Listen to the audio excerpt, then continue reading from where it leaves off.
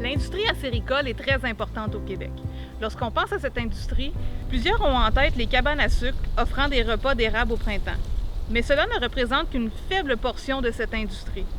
Au Québec, on compte un peu plus de 200 cabanes à sucre et plus de 7400 producteurs de sirop. Ce sont ces derniers qui font du Québec un leader en acériculture. En moyenne, le Québec produit 120 millions de livres de sirop, soit 72% de la production mondiale. Pour maintenir cette industrie en tête de file, il faut des acériculteurs motivés et compétents. Rencontrons Denis Toulouse, professeur en acériculture au Centre de formation professionnelle Le Granit de Lac-Mégantic. Le rôle de l'acériculteur, c'est de produire du sirop. Fait que lui, toutes les étapes qu'il a à faire là, en forêt, c'est d'entailler, récolter l'eau, faire la transformation de la sève, faire après ça la transformation du concentré, puis de produire son sirop d'érable. On pourrait donc penser qu'il s'agit d'un métier saisonnier et qu'il se limite au printemps, mais c'est faux. C'est un métier qui est toute l'année. Fait que au printemps, la saison commence là, c'est-à-dire qu'on fait l'entaillage, on fait la récolte de l'eau, la transformation. À la fin du printemps, le désentaillage, puis ensuite, c'est l'entretien de l'érabliade. Pour faire ce métier, il faut aimer la forêt et aimer y travailler, car un acériculteur y passe la majorité de son temps. Il faut d'abord installer la tubulure, puis il faut identifier les arbres productifs et les entailler. Il faut s'assurer du bon écoulement de la sève et réparer les fuites au quotidien. On doit veiller au fonctionnement des pompes à sève. La sève s'accumule ensuite à la cabane. Puis ensuite, il y a le traitement de l'eau, donc on le passe dans l'osmose. Et ensuite, avec le concentré, on fait bouillir. Puis la dernière étape de toute, qui est la plus importante, si on peut dire, c'est le conditionnement du sirop, c'est-à-dire s'assurer que c'est vraiment un sirop d'érable qu'on a avec un bon goût, puis une belle couleur, une belle qualité. Bien qu'il s'agisse d'un métier forestier, la technologie est très utile à l'acériculteur et lui facilite grandement la vie. Imaginez essayer de surveiller la production de milliers d'érables. Comment savoir s'il y a un problème? Ici, l'écoulement de la sève se fait à 2 vitesses de part et d'autre de la connexion. C'est un signe de fuite et de perte potentielle. Donc en forêt, on a le système de monitoring qui nous permet d'avoir le vacuum sur chaque mètre ligne, puis d'être capable de se concentrer pour faire les fuites aux bons endroits. Donc au lieu de courir les lignes une par une, on se concentre sur celles qu'on peut détecter qu'il y a des problèmes. En plus de ces systèmes mesurant la pression et la température dans les tubes, l'acériculteur a accès à des technologies d'automatisation pour concentrer et faire bouillir la sève. Lorsque les érables ont terminé de couler, il faut les désentailler pour qu'elles puissent cicatriser. Ensuite, il faut s'occuper du boisé. Fait que ici, on a un exemple d'un arbre là, que la pourriture est rentrée dedans.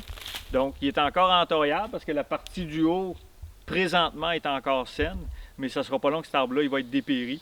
Puis il va falloir arrêter de l'entailler, puis le couper pour laisser la place là, à la jeune érable qui est juste à côté, qui attend que celui-là débarque pour prendre la place. Là. Il faut aussi s'assurer d'avoir suffisamment de jeunes repousses d'érable. Dans cette forêt, la repousse était déficiente. Un traitement par chaulage a été appliqué pour stimuler la croissance de jeunes érables. Les qualités pour être un bon acériculteur, c'est de la débrouillardise, première étape. Fait que faut être débrouillard, il faut être patient, il faut aimer la nature parce que beaucoup des travaux se passent en forêt, que ce soit l'aménagement de l'érablière, l'installation de la tubulure, entaillage, désentaillage. Fait que tout ça se passe en forêt, fait qu'il faut aimer être en forêt, être en forme parce qu'on marche beaucoup. Mais le principal point, c'est de la débrouillardise. Être capable de faire un peu de mécanique, un peu de soudure, un peu d'électricité, puis comprendre là, tout le mécanisme de l'arbre là, pour pourquoi il coule pas, pourquoi il fait des fuites. Considérant ces aspects, une formation en acériculture est un énorme atout pour le métier. La formation, c'est le DEP en acériculture, en production acéricole. Donc, c'est une formation là, qui commence au mois de septembre, qui finit en avril. Donc, puis on voit dans ça l'ensemble de la production. Là. Ça inclut aussi l'entretien des cabanes, un petit peu d'électricité, de mécanique pour être capable de se débrouiller parce qu'il faut être vraiment autonome dans la cabane. Après le DEP en production acéricole, il y a plusieurs options qui peuvent s'offrir. Donc la première, c'est d'être propriétaire d'une érablière puis d'exploiter nous autres mêmes notre érablière. Donc on a les connaissances pour le faire.